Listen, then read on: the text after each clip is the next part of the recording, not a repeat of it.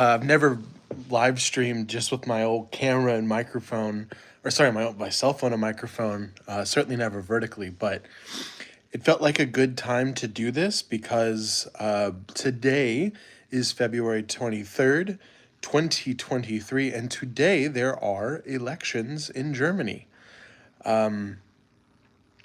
So, what does that mean exactly? Well, it means that it's a pretty big day for the world, actually.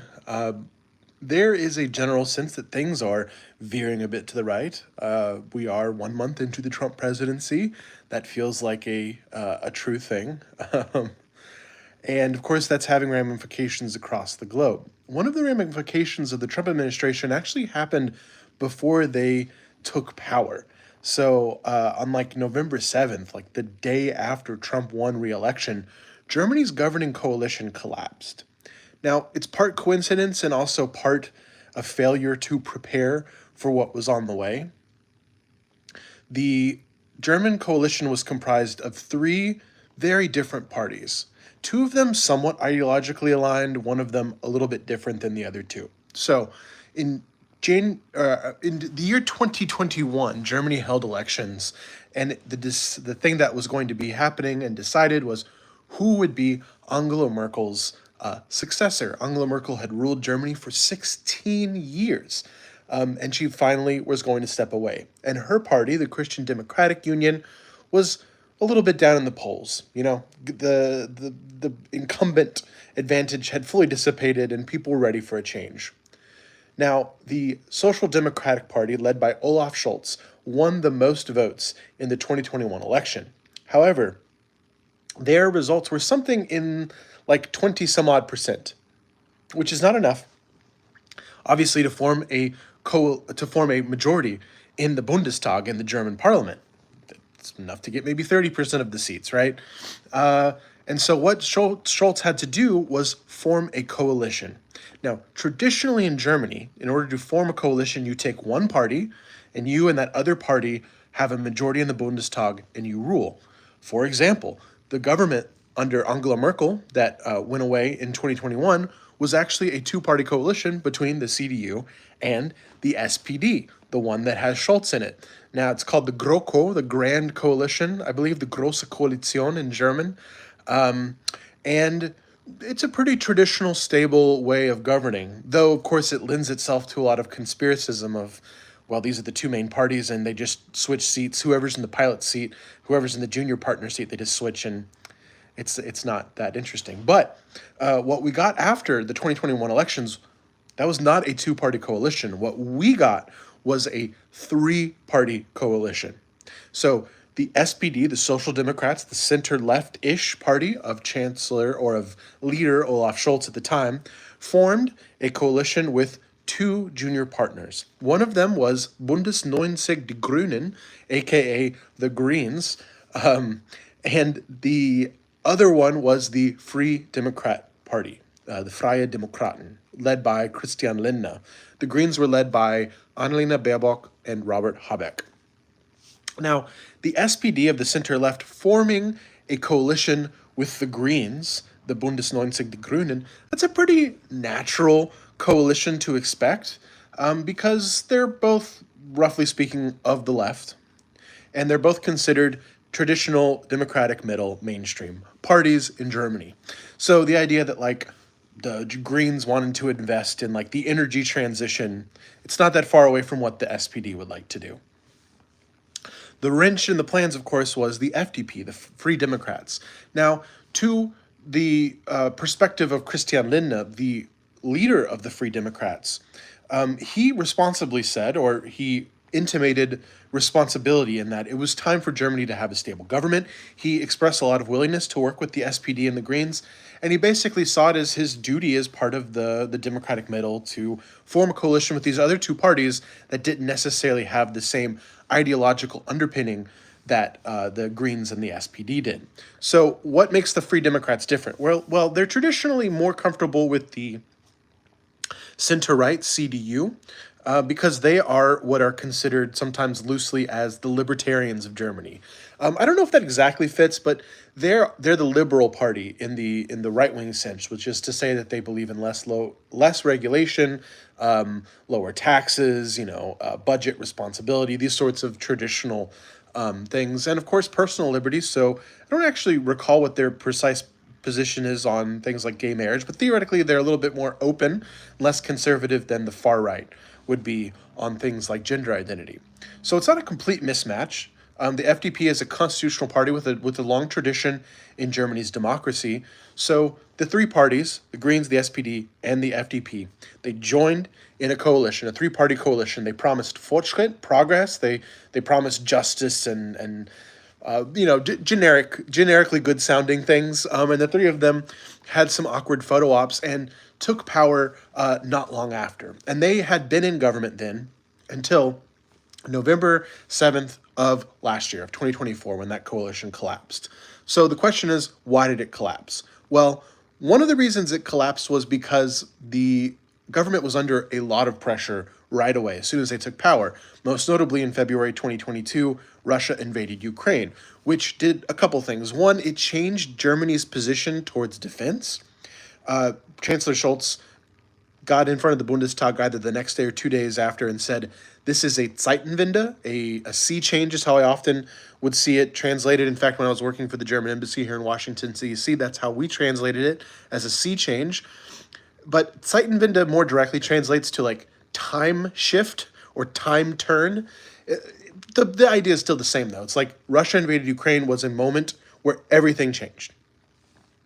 Germany decided to have an extra $100 billion in defense and really seriously, for the first time, get to that 2% defense spending, which put pressure on budgets.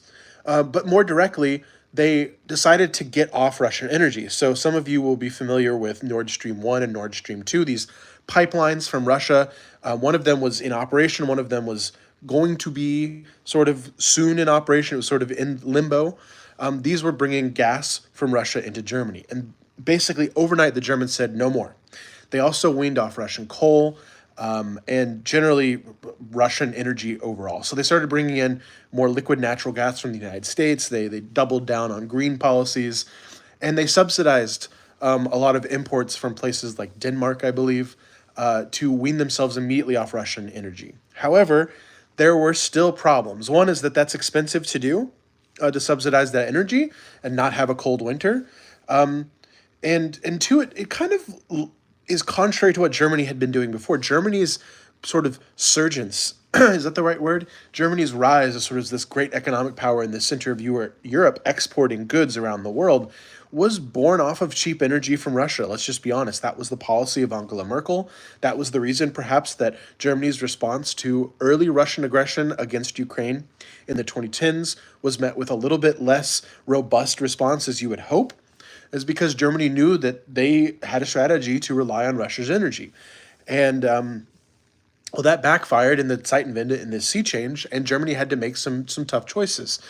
And unlike the UK, which is seeing some growth after the pandemic, unlike the USA, which has bounced back pretty intensely, Germany has remained in like recession or near recession this entire time. It still is, even going into the election.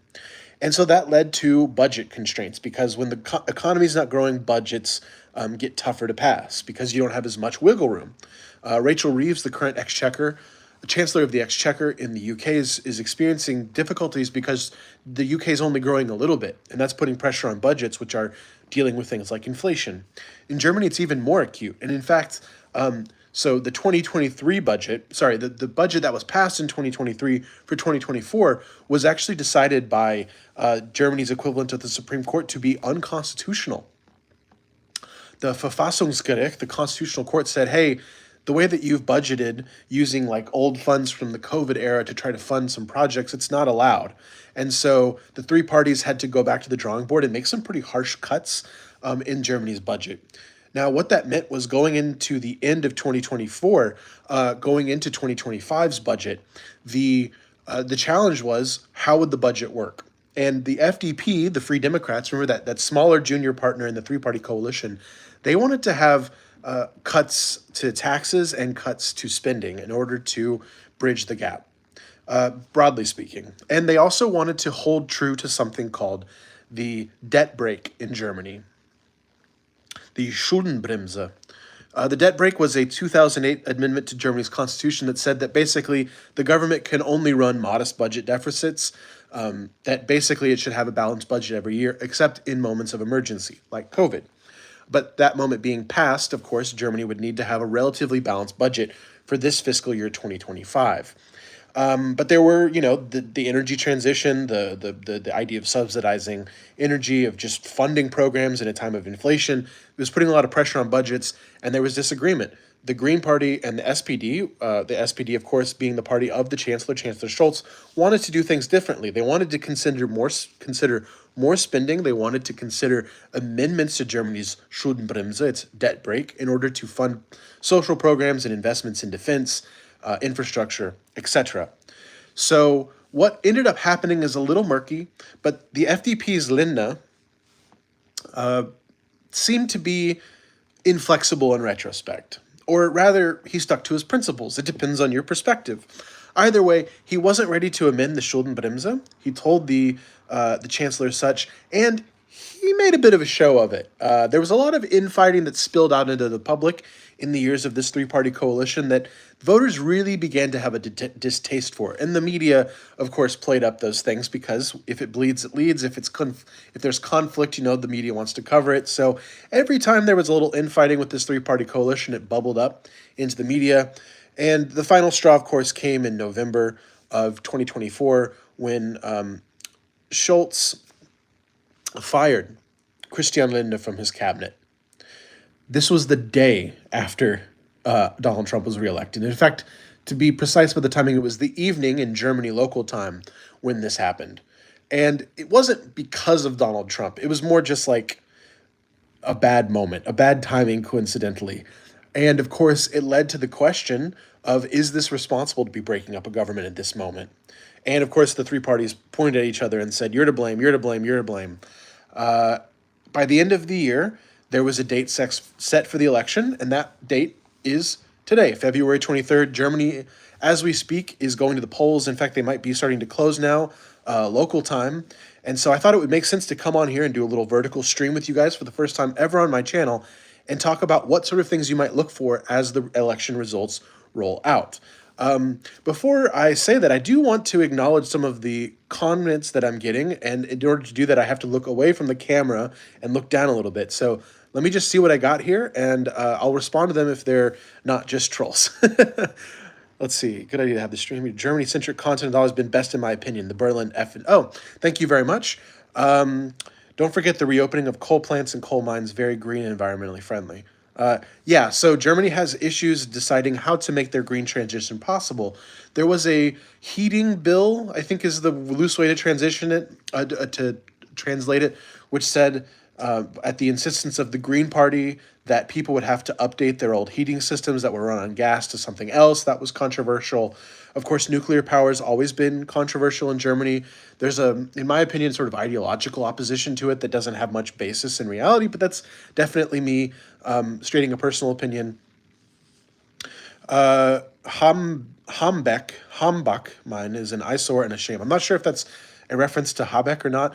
And then, of course, somebody commented about a total AfD victory. I doubt it, but that should be something that people are watching for. So AfD has been the party floating between something like 18 and 21% of the vote, AfD being the alternative for Germany. They are a party that started to see popularity in the wake of Germany taking in lots and lots of refugees under Angela Merkel beginning in 2015. There was a backlash to this policy, and you can pretty much draw a straight line from that time to the AfD's sort of surgence and arrival on the scene in German politics. In fact, I visited the Bundestag, the German parliament, in, I want to say 2017, maybe it was 2018, but basically the tour guide was talking about how they were reshuffling the chairs in the Bundestag to make room for this new party, this new populist right-wing party, the AfD. And the question, of course, the big question will be, will the AfD under or overperform their poll predictions, or will they come in right about that 20% mark? If they outperform expectations, that will be very interesting. If they just perform to expectations, that will still be interesting, but more for the future of German politics. The real question to look for in the results tonight is twofold. One, what is the top line number for the Christian Democratic Union? That's the CDU. It's led by Merz, if you want to say it with an American accent. He is the leader of the party. Remember, this is the party of former Chancellor Angela Merkel. And for the past years, it has been the official opposition to the three-party coalition. Largely expected to win a plurality of the votes tonight, around 30%.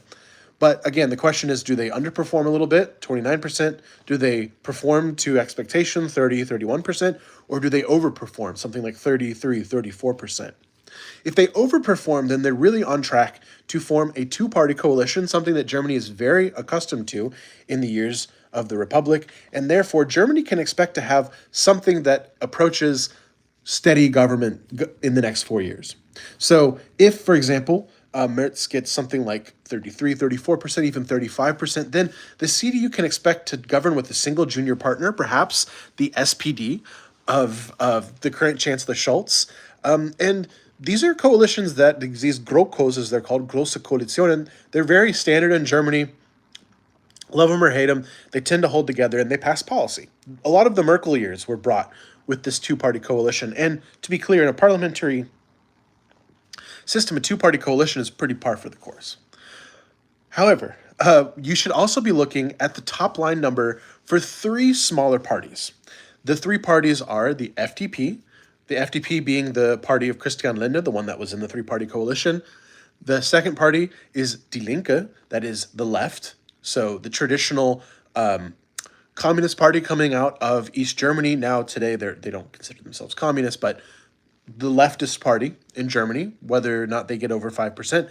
The third party is the Bundesrat Wagenknecht, the Sarah Wagenknecht Alliance, which is a new party on the German scene, led by someone who was formerly of the left, Die Linke, Sarah Wagenknecht. She's a bit of a cult of personality type. She has leftist economic policies coupled with anti-immigration views. Those three parties are looking to, the FDP, the Linke, and the BSV are looking to go over 5%. If several of them now get over that 5% mark, then they'll enter the Bundestag, the German parliament, and they will get basically a proportional amount of seats in the Bundestag. If they are under 5%, they won't. The reason that matters is if more of these small parties get into the Bundestag, there's only a certain number of seats that will be in the Bundestag, which means they're going to get that proportional amount, which means it will be harder for Friedrich Merz and the CDU to form a two-party coalition. If there are more parties in the Bundestag, if these small parties get in, then he's more likely to need a three-party coalition. That means another, perhaps 3 years of unstable governance in Germany. And I'm seeing now from some comments that the exit polls are in, and I think Deutsche Welle, DW, is a good source. And someone's saying probably a new GroKo, the two-party coalitions are par for the course, but the two ideologically opposed left and right parties in the same government is a very specifically German thing, I think. You're correct. So I think it's easier if you just think of the SPD and the CDU as sort of center parties with like wings of the party. Like they call themselves, is it big umbrella is the English term. I forget. Große, big tent parties. I've forgotten, my German's slipping away from me at the moment. I haven't worked for the Germans in about 6 months. But basically, I think it's easier to think of them as center parties that have elements of the left and the right within them, and therefore they're pretty easily natural partners. If anyone wants to post the exit poll results, I can give some live opinion about what that means.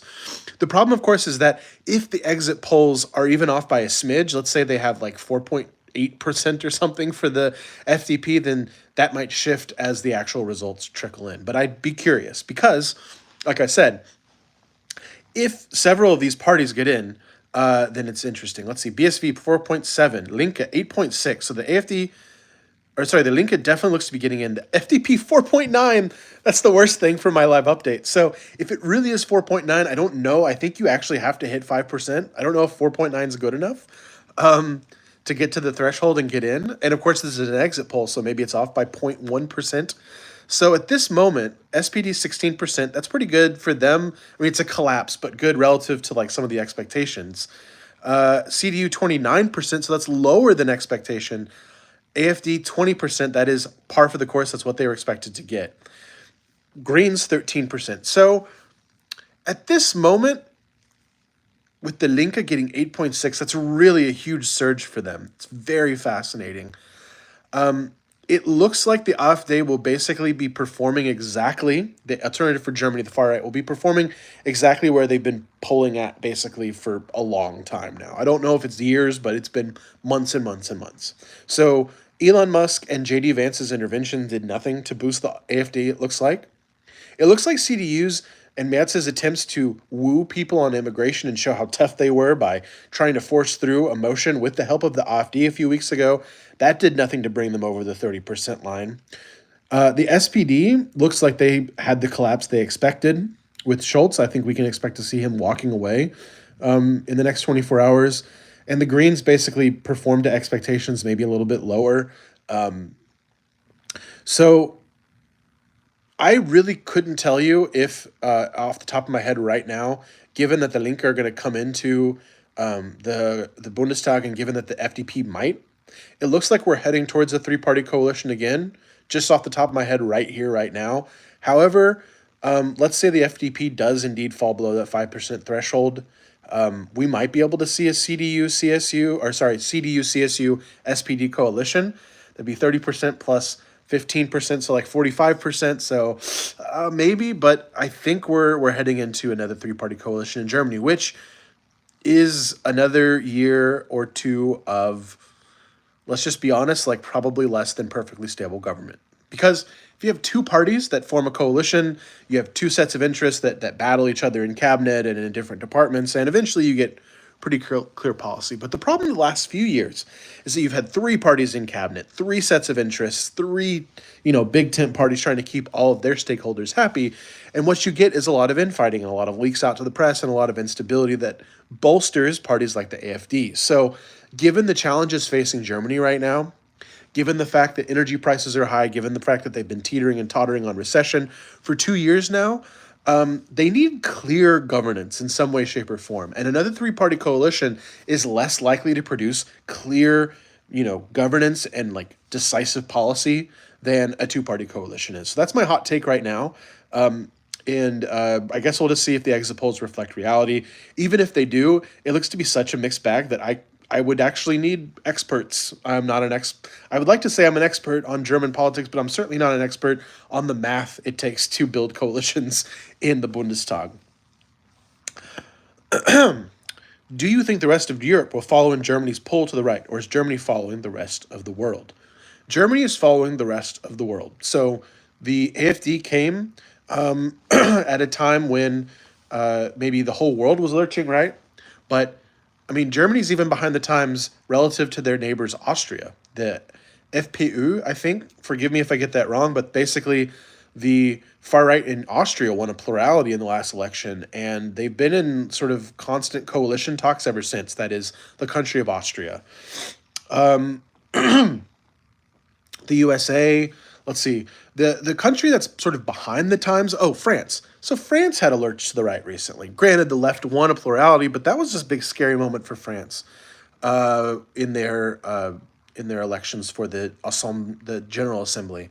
The UK did not lurch right in their last elections. The Labour Party, a centre-left party, won a pretty resounding plurality of the votes, but the Reform UK is on the rise. So the UK is probably, if we're talking about European politics, the UK is like the furthest, quote-unquote, behind the curve in terms of populist right parties. Now, I've spoken about UK politics a few times and say that, if the Labour Party could do something decisive and prove that, stable government could be decisive and change the outlook in Britain, then perhaps we won't see a right-wing lurch. But given that hasn't happened yet, given that the Chancellor of the Exchequer, Rachel Reeves, is really having trouble to balance the books right now, I think we should expect to see Reform UK outperforming in the future. So the UK is probably the only European country off the top of my head that's behind the curveball. And Germany is the second furthest behind in the race. And so, I think in this moment, Germany is following the rest of Europe. And it makes sense, right? Like Germany And German politics are way more antagonistic for historical reasons to anything with a whiff of far right extremism than other countries. So it makes sense that they're the ones that will be some of the last to see this huge uptick in the far right. However, I don't think we should undersell the fact that the the second place winners, the second place party, and therefore most likely to be the official opposition in the next Bundestag, is the alternative for Germany. And of course, if Friedrich Merz wanted to go back on his word, he could form a coalition with the AfD tomorrow.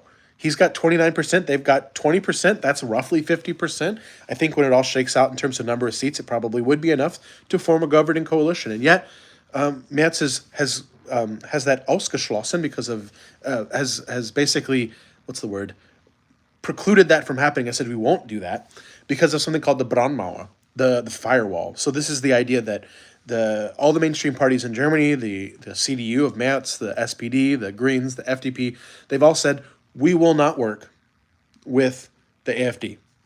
Now that was called into question a few weeks ago, but let's not go down that rabbit hole.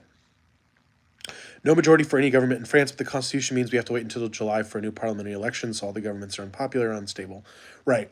And that's part of why we see Macron doing all these trips abroad, because the powers of the presidency in France give him lots of leeway in foreign policy. And so that's where his power is. It's not in trying to get budgets passed through Michel Barnier, the former prime minister. Things are tentative in France, and so therefore we see the French president Emmanuel Macron trying to flex his muscles in other places. We also saw that dynamic play out with Chancellor Scholz, who visited Ukraine during the election. A lot of people criticized him for playing politics with foreign policy, but like, okie doke, politics is politics. That sort of argument never really made a lot of sense to me. Like, how dare you do politics in this political moment? Like, ooh, you got him. Yeah, so that's also, I would argue, part of the reason, not to go too far off topic, but that's part of the reason why we see Trump flexing his muscles as strangely as he is on foreign policy in the early weeks of his administration, because presidents and these sorts of chief executives in different countries, their largest leeway comes in foreign policy, and so that's where they flex their muscles. Labor is not center left; they've gone to the right, arguably so. Especially in terms of immigration, they have a lot more in common with the Conservative Party on immigration.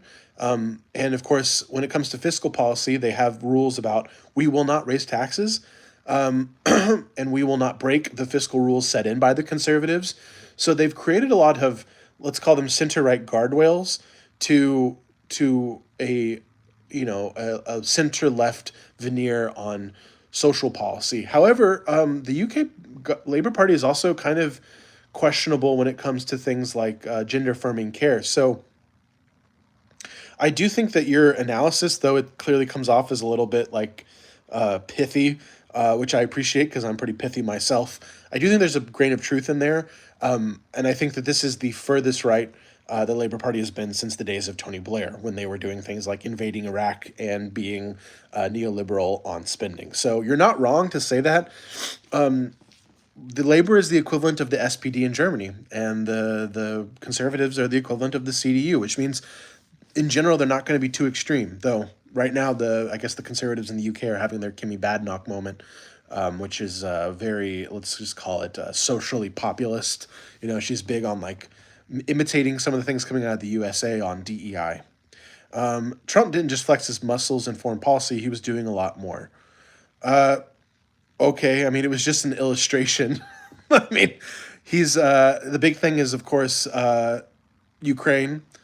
I would describe it as giving concessions to the Kremlin in advance of talks, which I think is the main thing people have against what he's doing. So, the idea of sending Marco Rubio to Saudi Arabia to have a one-on-one with Sergei Lavrov and leaving the Ukrainians and the Europeans out of the discussion, we could quibble about those sorts of things as breaking precedent, but it's less about the imagery, in my opinion, and the actual things of saying like out loud, hey, nah, Ukraine can't join NATO.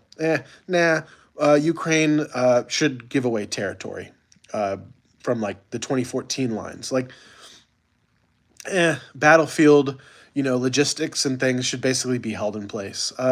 And we're not going to help Ukraine to hold the line anymore unless they give away 50%. These are effectively concessions that would have come out during negotiations that have just been basically handed to the Kremlin. And so that's where I think the strongest objections come. And yeah, if you want to say it's more than flexing his muscles, I'd say, yeah, it's pretty substantive. It puts Ukraine in a pretty weak position. People often compare the CDU to the U.S. Republicans. With the Republicans pushed farther right in authoritarianism, are they closer to the AfD? Yes, they are. And in fact, J.D. Vance just went and endorsed the AfD in a trip to Europe.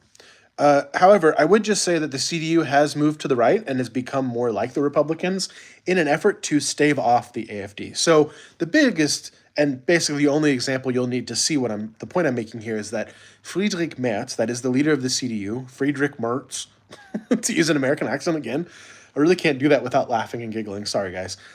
He was actually an early opponent of Angela Merkel's immigration policy, and that's kind of how he got to be the leader of the CDU now. And he's tried to be a hardliner on immigration. He tried to push through a immigration motion in the Bundestag a few weeks ago and even took votes from the AfD to do it, breaking a big taboo in German politics not to let the AfD participate in majority votes. It was called the Tabubruch, taboo break in Germany for that very reason. But arguably why he did it was to show, because it was a symbolic vote anyway, but the reason he did it was to show how tough he is on immigration. Now, that is a very Trumpian thing to do. At least it would have been 4 years ago. The Republicans have gone further right since then. The CDU has gone to the right, but not as much as the AfD is to the right already. And in fact, the biggest equivalent to the modern Republican Party in Germany is the AfD, not the CDU. The CDU might be something that you could say, oh, that's like Mitch McConnell type politics or something, I guess. It gets a little goofy trying to make these analogies, but if you look at the modern MAGA movement, it's the AfD. It's the AfD. He also fired a lot of federal employees and took away LGBTQ rights and a lot. Okay. Sorry, I thought we were only talking about foreign policy.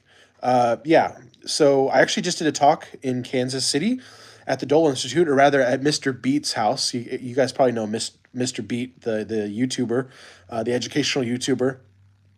We did a talk for the Dole Institute of Politics at the University of Kansas. It's on their website. I also just shared it on my community tab or posts tab, that video, in which we did a breakdown of the history of the presidency and, of course, Donald Trump's first few months. What you're referring to with firing a lot of federal employees is the attempt at something called unitary executive theory, which is basically the idea that the president is the executive branch. So there can be no checks on the president within his own branch of government. Now, this is a theory with some validity to it, of course. We want the president to be able to manipulate the executive branch in a way that's effective in executing the law. And about 6 of the 9 justices on the Supreme Court, and of course, those like Amy Coney Barrett, who Trump appointed, Kavanaugh as well, are supporters of unitary executive theory, but perhaps not the most extreme version of unitary executive theory, which says the president can basically do whatever he wants within the executive branch. In fact, I believe it was Antonin Scalia who wrote against the concept of presidential impoundment in the Nixon era. I don't know if he was writing in the Nixon era or post-Nixon era, but basically saying that like unitary executive theory, when it comes to like not spending the money Congress has appropriated, is not constitutional. And so I think we can expect to see Trump pushing this unitary executive theory and the Supreme Court swatting down elements of it, but that's not to say that he won't get his wins. You also mentioned LGBTQ rights, so yeah, I think the especially things like not allowing trans people to work in the military is problematic, and tying federal funds to trans sports is let's just call it transphobic and goofy. I mean, I think in the baseline it's pretty goofy for something so minor to be considered such a big deal, and it's clearly just old school culture war stuff. No, thanks for saying James in German, not American. No, you're welcome. I mean, I try. I worked actually for the German embassy here in DC for 5 years. I wrote for the former ambassador, Emily Haber. And so I had to kind of learn these words as well, because my work product was not primarily in German. My work product was primarily to take German and turn it into viable English communication. That was particularly true at the onset of the war in Ukraine. The Democrats and the CDU are the closest. I think the Democrats and the SPD are the closest, because the Democrats have also kind of moved to the right on immigration, but they're They're kind of wishy-washy on it, just like the SPD is. I forget which one I mentioned first. Matt Beat is a good lad. Yes, he is. Matt Beat is a great lad. He's a good friend of mine, and I was really happy to go to Kansas City and see him and see his studio, which I'm very jealous of because I just have my little recording corner. He has a whole little studio outside his house. Center left party is not actually implementing policies that favor the majority instead of the rich. I think is the main reason why the far right is pulling so much ahead. Yeah, I think there is a economic policy element to it, which you're bringing up. I also think there's a cultural problem that the left has, and that's something that the Democratic Party is going to have to work out in the next years. So I don't think it's sufficient just to have populist left economic policies if you don't address the cultural question that brought a lot of men, for example, to the right. And I think to address one without the other is to fail again because the Biden years were not exactly like centrist economically. Joe Biden was probably our most left wing economic president in years, and that wasn't enough. And I don't think it was just his age. I think it was also a cultural question. It's clear we need change, but the change we need goes against the asset owning class and the most classical center left parties. Yeah. So the underlying, I think what you're addressing is like the deepest root cause of unsatisfaction and all of the cultural things. Culture and economics kind of percolate and affect one another. And I think that, if people were living extremely comfortable lives on balance and there wasn't huge levels of income inequality, then it would be harder to play the resentment politics that go to culture. And generally speaking, resentment cultural politics are a misappropriation of the problems of society that are economic in nature and saying that they're actually cultural in nature. So let's just say, like, the reason I can't pay my bills is not because of fundamental income inequality in society, it's because of DEI policies, right? That's the fundamental issue. The Democrats would be center right by German standards.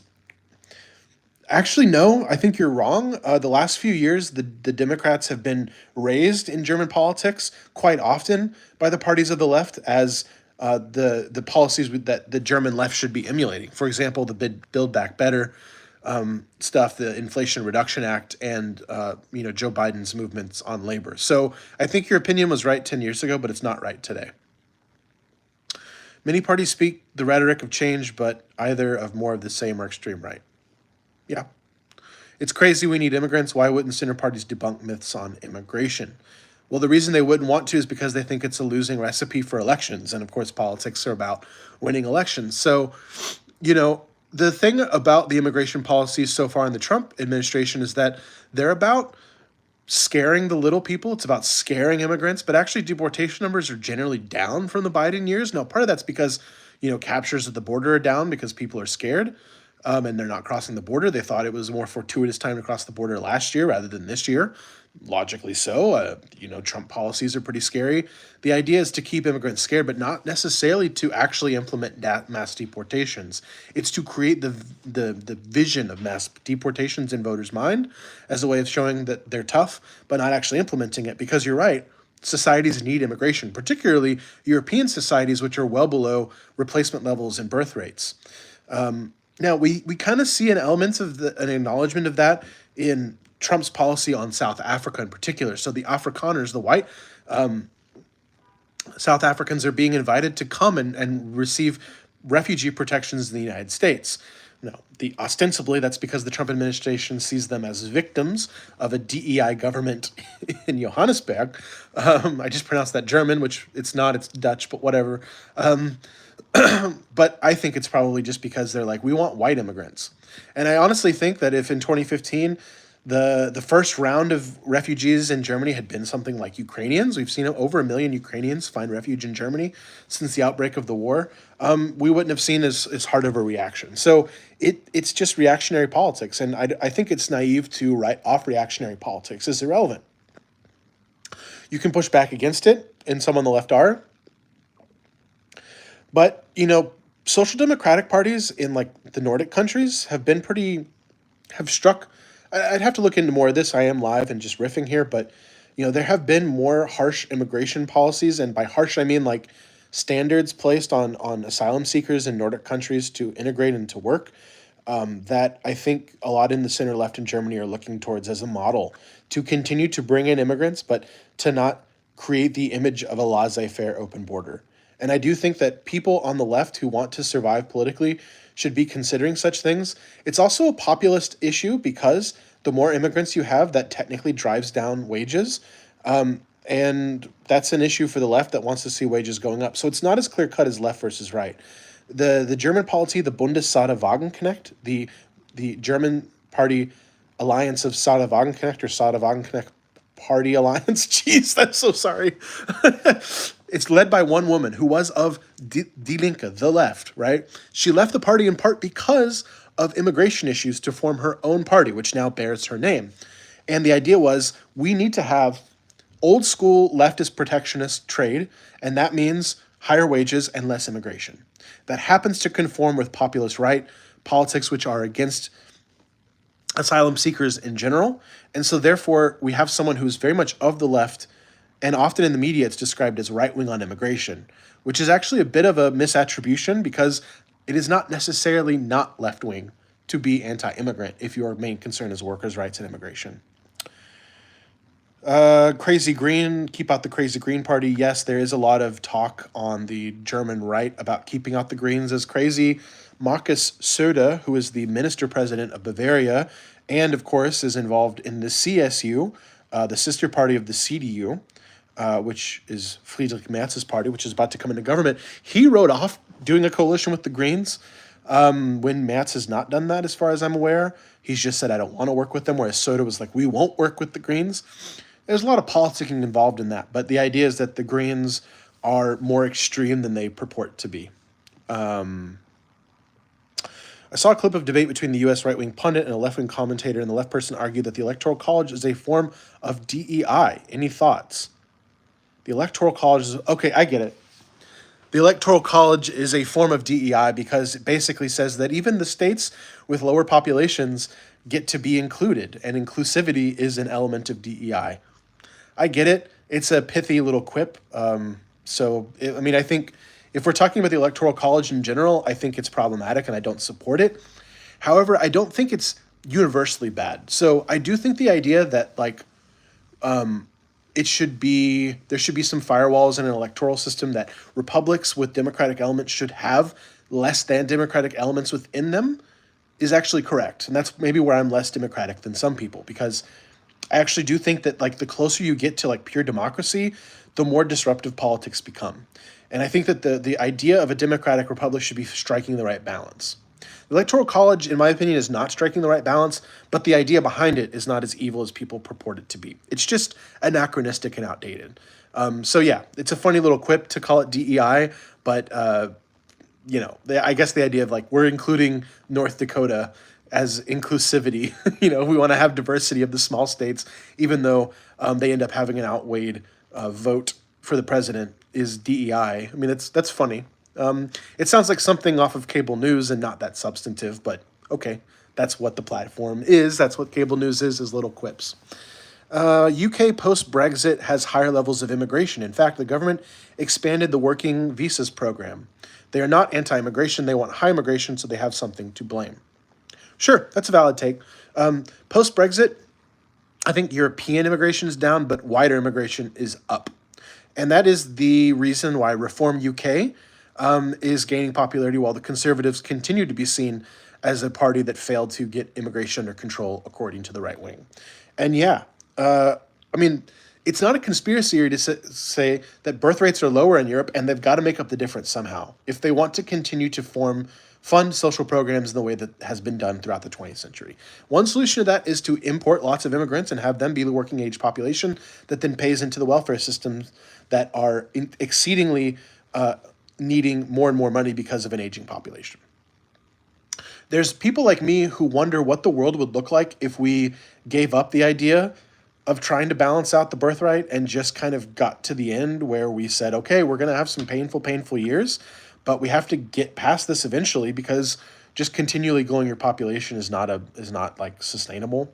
But to be honest, I don't know what the actual solution is, and I think it would be deeply, deeply painful, don't get me wrong, to skip over the part where we have low birth rates. Love from Canada. Left-wing politics has absolutely sunk us. High immigration, cost of living, carbon tax, and need both sides to balance each other out. Politics is a pendulum. I would love to see your comment, Brody Shale Comedy.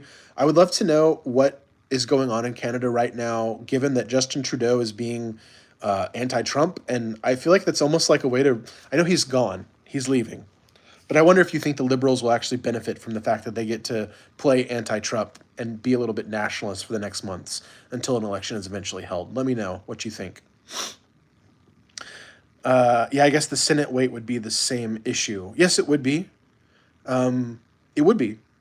We built our political system to give more weight to land than to people.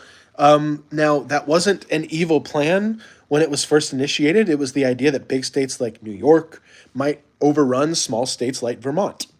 And in a system with 13 colonies, relatively geographically centralized, it made a lot of sense to give small states power, to not let, pardon me, let me have a drink of my coffee. It's been sitting here this whole time. To not let big states just run over small states. Over the years, though, it's just become fundamentally undemocratic, and our expectations of democracy have risen. And I think that's a good thing.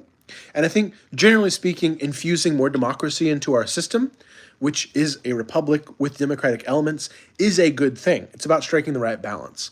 So the Senate changed in the 20th century. The Senate used to be elected through the state legislatures, and eventually it became such during the Wilson years through constitutional amendment that the Senate seats would be statewide elections. I think that's good. And I have friends who don't think that's good, but I personally do think it's good because the Senate is still a very slow institution on balance. So that is the point of the Senate, to be a little bit slower than the House, where all of the factions and all of the passions rise. That's why the House of Representatives is always a little crazier than the Senate. The Senate is supposed to be the place where people think. Now, you probably are more cynical about the Senate than I am, and I have my cynicism about the Senate. I also think the filibuster is a way of making it a little bit too slow for my taste. But in general, the idea that the Senate should be more deliberative is good. And I think we've more or less struck the right balance in letting states, aka letting statewide people, electorates choose senators. I think is a better infusion of democracy than having state legislatures choose senators, particularly because state legislatures tend to be places of pretty harsh gerrymandering that make it hard for opposition parties to regain majorities in those state legislatures. If we had like perfect democracy at the state legislature level and we wanted to go back to a system where senators were elected from the state legislatures directly, I'd say unnecessary, but it would be less objectionable than it would be today given the state of gerrymandering in this country. Brody's strongly disagreed with, but on Canadian politics, the Prime Minister is extremely strong and can do pretty much whatever they want. I'm admittedly not an expert on Canadian politics, though I've tried to learn a little bit more. I know that when it comes to foreign policy, like, chief executives in many countries, the Prime Minister has a lot of leeway. Older voters are getting shafted by Musk directives. You'll have to tell me what you mean by that. Do you mean social programs like Medicare and Medicaid? Would be great if they had to talk for the filibusters. I agree. I think that'd be a great compromise. I would love to see old school Mr. Smith Goes to Washington filibusters again. That would be absolutely incredible. And I think that is the tradition, right? It's not just like threat to withhold votes, to stop votes. Like a threatened filibuster is a filibuster today. That's goofy. You should have to sit up there in your diaper and talk for 4 days straight. That would be the great compromise, and that is the tradition of the Senate. And that would continue to allow the Senate to be a deliberative body. It would keep its traditions, but it would also force these senators who just threaten to stop legislation that is supported by the majority to just be able to threaten a filibuster and not actually carry it through. And that's the real thing about the filibuster that makes it anti-democratic. It's that it's anti-majoritarian. And I've had discussions with friends about, should there be a higher threshold for certain bills in the Senate specifically? And I think there's a good argument to say, yeah, the Senate should be deliberative, should be slow. In general, I think it's just a tad too slow. And so a good compromise would be bringing back the spoken filibuster. Germany should vote for Sada Wagenknecht so that Ukraine war can end. Yeah, definitely don't agree with you there. I want the Ukraine war to end, but I think that simply wishing for it to end by leaving Ukraine in the stick is repeating the mistakes of the 20th century. When an expansionary, imperialistic power decides to redraw borders on the continent, the answer is not to just be nice to them and hope that they don't continue. So I just don't agree on a fundamental sense. Ukraine is a victim of an invasion, and they should be able to defend themselves, and we should support them in defending themselves. It's also, by coincidence, a great way to reduce the power of a tyrant by draining his resources. Medicare veterans benefits. Yes. So I think the overall. I'm back. I got a phone call. I wonder if you guys can still get me. I think I have to go ahead and end this stream. Maybe? No, there it goes. 50 minutes. Could someone let me know if I'm still live? I got a phone call and interrupted live. So I've never done this vertically on my phone before. So veterans benefits. Yeah, the federal government. Thank you very much, Stadzilla. Thank you, guys. Veterans benefits. Yeah, so the chopping into the federal government I talked about earlier, and I do think that if the government were to shut down or if some of these programs were to have wider economic effects, we'd start to see the pressure put on Elon Musk. I don't think that federal employees alone and the Supreme Court are going to put the pressure on the federal government enough, into the executive branch enough to make this stop. Yeah, they don't have to talk for filibusters anymore. Definitely silly. Bring back the talking filibuster. Hell yeah. Sorry if this is a little too ideological. How do you think we should handle immigration going forward in Europe with all the right-wing backlash? I think we should be stricter on immigration in the sense that we should place demands on, for example, social programs for refugees that people have to work and integrate. I think we should be careful about spreading out people. One of the benefits of the United States is that we're able to take big groups of immigrants, and we're a big country. We're able to kind of spread people out, and so the impact of immigration is felt less drastically in certain places. And I think one of the challenges of immigration policy in places like Germany in the last years has been that like little towns of 300 will get 500 refugees all at once. I mean, that's not an extremist position to say like that's not good policy making, and that's problematic, and it's bound to create resentment. I don't think that overall creating border systems that don't allow people to just say asylum when they mean they're just looking for better opportunities, I also don't think that's an extreme policy. So I think that enforcing your borders and having better immigration policy is the answer going forward. And I think in the meantime, we have to be extremely careful not to let far right parties terrorize people who are just looking for a better life. And throwing that wedge in society. It's a really, really hard balance to strike. I think that, the Labour Party in the UK is not exactly a glowing example, but the idea of, putting the attention on the gangs, smashing the gangs, as Keir Starmer said so often in the campaign, as opposed to stopping the immigrants and fear-mongering around immigration is the right balance to strike. You have to, maybe sometimes in politics, you have to find a big bad. I think the balance to strike is to be careful with immigration policy. Well, yeah, realizing that there is a huge backlash right now in society, for better or worse. And if we want to continue to be pluralistic societies that welcome immigrants, we have to ride this wave at the moment and be very careful. I make $35 an hour, and it's really hard to live in Canada. Okay, yeah, that would speak a lot to the housing prices in Canada and inflation in general. Used to have to invade Nicaragua to do a filibuster. Actually, funny enough, I don't know what you're talking about, but I assume it's something to do with the Nicaraguan, the Clinton years and everything, but I don't know anything about what happened in the Senate. Maybe you can tell me later. So anyway, I do want to, I've got about 32 viewers. Looks like it's going down, so I want to bring it back to the point here. Germany just had elections. The thing to look for in this election guide that I've now gone way off. Thanks everyone for the questions. That was fun. The thing to look for in the election results. One, top line for CDU. So exit polling had them about 30%. That's performing just a little bit below expectation, which means that they're going to have to definitely seek a junior partner, but more likely they're going to have to seek two junior partners, it looks like, based on exit polling. So the question is, how much do the Linke get? Exit polling had them about 9%. Are the FDP indeed at 4.9% below the 5% threshold, and therefore there'll be fewer parties in the Bundestag? The Bundesrat below 5%, fewer parties in the Bundestag.